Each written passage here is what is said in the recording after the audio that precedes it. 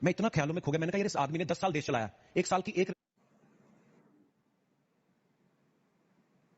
देखिए इस फोटो में वो बता भी रहे हैं, इस फोटो में यही बता रहे हैं वो, इतनी रेवड़ियां मैं लाया था। एक नेक्स्ट फोटो मैं आपको दिखाना चाहता हूं, ये जब उनकी रेवड़ियां छिन गई उसके बाद की फोटो है, और अभी भी आप उनकी मुट्ठी देखिए, एक एक रेवड़ी दोनों मुट्ठियों में पकड़ी हुई उन्होंने। But what a man, please एक जोरदार तालियां डॉक्टर साहब के लिए। कॉलेज में खैर मुझे म्यूजिक तो नहीं सीखने को मिला, पर एक चीज बड़ी अच्छी हुई, मैंने थिएटर ज्वाइन किया और थिएटर में मेरा इतना मन लगा, इतने ढेर सारे प्राइजेस जीते कि फर्स्ट ईयर में मैं डायरेक्ट फेल हो गया। ये आप देख रहे हैं कितने सारे प्राइजेस।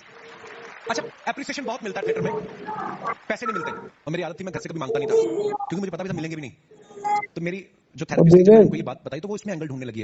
एक ना वो थी भी वैसी, वो सिमी ग्रेवाल जैसी, इधर बाल फेंक के कहती, लगता है आपके घर वालों ने आपको सपोर्ट नहीं किया। मैं कहा क्यों सपोर्ट क्यों नहीं, ऐसी तो कोई बात नहीं की, उनको लगा शायद मैं काम कर रहा हूं।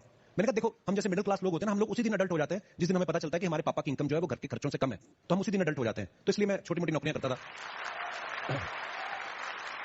तो मेरे को बोलती कि आपके पापा ने आपको सपोर्ट किया। मैंने कहा बिल्कुल सपोर्ट किया, लोग आते हैं 10-50 रुपए लेके बॉम्बे, मैं 1200 रुपए लेके आया था।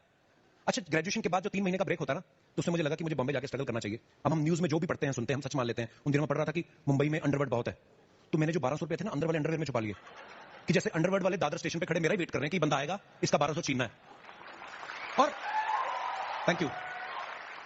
और आप बड़े सारे फिल्म स्टार्स की इंटरव्यू सुनते होंगे जो आके बोलते हैं ना कि मैंने बड़ी स्ट्रगल किया है, मैं रेलवे स्टेशन पे आके सोया। झूठ बोलते हैं वो, नहीं सोने देते वो, लात मारते हैं, गाली डंडा, 3 चीजें एक साथ आती है, आदमी को समझ में नहीं आता पहले किस पे रिएक्ट करे। तो हम लोग दादर स्टेशन पे पहुंचे, रात को 11:30 बजे का टाइम होगा। तो मेरा एक दोस्त था, उसके कोई दूर के रिश्तेदार उनके घर में चले गए। हमारे लिए सब कुछ नया नया, मुंबई शहर, वहां की लैंग्वेज। और रात को 11:30 बजे आया, नाश्ता करेंगे? मैंने कहा हाँ करेंगे नाश्ता। वो पोहा ले आया। अब मैं पोहे को देखूं, मेरे दोस्त मेरे मुंह की तरफ देख रहे हैं। मैंने पूछा मतलब ये किस पे छिड़क के खाना है, क्योंकि हमने कभी देखा नहीं था। मुझे लगा कुछ तो खाते होंगे इसके साथ, इसके साथ कोई दही या पराठे आते होंगे। मैंने कहा पूरी डिश यही है? कहता है क्योंकि हम लोगों ने ना, हम तो लोहड़ी बनाते हैं पंजाब में, तो ये जो पोहा बना के हम लोग आग में फेंकते हैं, ये लोग मूंगफली हल्दी डाल के पेट में फेंक रहे हैं, हमें समझ में नहीं आया। तो बहुत सारी चीजें ना नई नई मुंबई में आके देखने को मिली। जैसे पोहा मेरे लिए नया था मुंबई में, वैसे लिफ्ट मेरे लिए नहीं थी, क्योंकि अमृतसर में तो हाई राइज बिल्डिंग होती नहीं, अब तो खैर बहुत आ गई, लेकिन उस समय मेरे लिए लग्जरी थी। पहले 6-7 दिन तो हम दूसरी बिल्डिंगों में जाके ना लिफ्ट में ऊपर नीचे जाते थे, मजा आ रहा था, टिंग टांग टिंग नीचे। हम आपस में खुश की मुंबई आ गए। एक दिन एक लिफ्ट पता नहीं कौन से फ्लोर पे खुल गई, वो टीसीएस का ऑफिस था। वो कहता बोलिए किससे मिलना है? मैंने कहा कौन फ्री है? हम तो ऐसे ही आए थे। अच्छा, हम पहुंच तो गए, हमें लेकिन पता नहीं कि करना क्या है। हमने तो किताबों में पढ़ रखा था, फिल्मों में देख रखा था कि जुहू बीच जाओ, वहीं से आपको उठाएंगे डायरेक्टर। मैं और मेरे दोस्त, हाँ सीरियसली, मैं और मेरे दोस्त नहा धो के हम जुहू बीच चले जाना। हमने लोगों की आंखों में डायरेक्टर ढूंढते थे, लोग हमारी आंखों में डायरेक्टर ढूंढ रहे। और मैंने सीरियसली वो जितने भी बंदे मैंने देखे ना उस दिन जुहू बीच में, मैंने रियलाइज किया इसमें से आधे से ज्यादा तो हमारे साथ दादर एक्सप्रेस में आए हैं। अच्छा, हम पहले डिसाइड करके आए थे कि मुंबई जा रहे हैं, दारू नहीं पीनी, एक तो पैसे भी नहीं थे और कुछ करना है।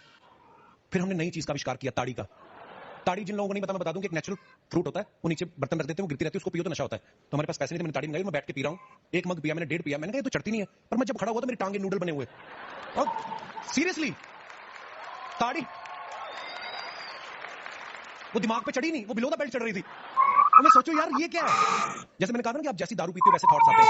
महंगी दारू पी के जैसे ट्वीट करते हैं बड़े बड़े लोगों को, जब ताड़ी पीने लगे ना गरीबी में, थॉट भी वैसे आने लगे कि चलो फिल्मों में कुछ नहीं हो रहा, थोड़े दिन मजदूरी कर लें, या तेल की शीशी लेके जाएं जुहू पे, मसाज कर दें लोगों की, बड़ा पाप की रेडी लगा लें, मेहंदी लगानी भी आती है, ये सब करने का। अच्छा, 3 महीने स्ट्रगल करने के बाद पैसे खत्म, ताड़ी खत्म।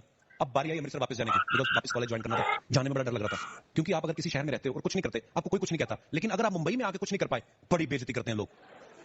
सीरियसली, मतलब मैं घर भी नहीं पहुंचा था, पड़ोसी पहुंच जाते हैं, तब आ रही है फिल्म,